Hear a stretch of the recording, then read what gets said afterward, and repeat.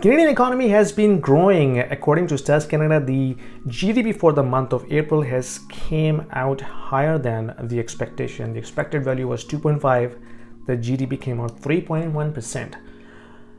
After that, the mainstream media is saying that the Bank of Canada will have to consider rate hike again because inflation came out stronger, GDP came out stronger. Now we have to look into the unemployment number. If that is not growing, if it's staying under 3% or 3.5%, that means there's more room to tight the economy by raising interest rate. But if you look at under the hood, the picture is different. The way Stats Canada is calculating GDP is basically at an aggregate level, which means how we as a nation, Canadian, are producing goods and services by measuring our spending, right? That value is skewed because we just imported 1 million people last year, and we also continue importing more people this year as well. So the population growth will automatically going to show this GDP number much higher. But if you look at a per capita level, we suck. Like in the last 10 years, the GDP per capita for Canada only grew by 0.8%, 0.8% on annualized basis, which is the worst decade from an economic performing terms since 1930. That's how ridiculous it has been. And the reason is because the Western economy is driven based upon the credit creation. The whole growth is based upon debt. So the amount of credit creation that happened in Canada has been only driving the investment into the residential housing segment, which is a non-productive asset class. We just exchange homes between each other. It's not producing any goods and services in the economy.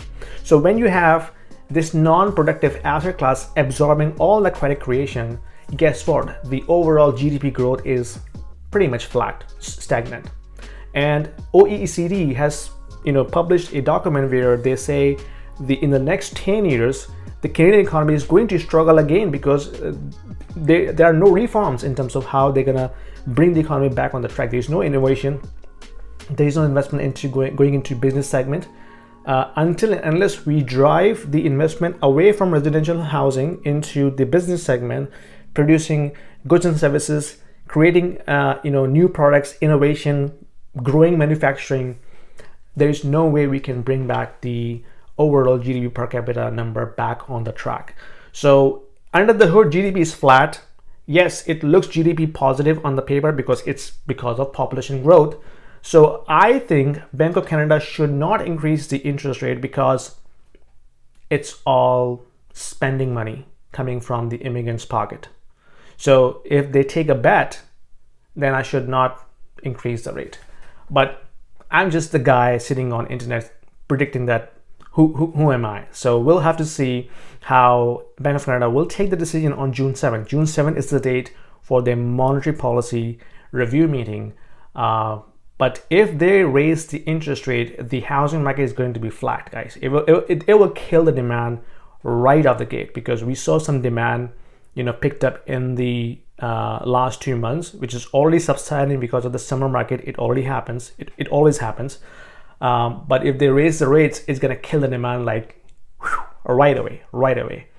But anyway, we'll see. Let me know what you think in the comment section. If you like this video, give me a thumbs up, subscribe, because this is the motivation factor for me. If you provide the feedback, you like the video, you share the video, you subscribe to my channel, I get the feedback. This is the fuel into me to produce more videos like that. So let me know what you think, and I'll see you in my next video. Thank you.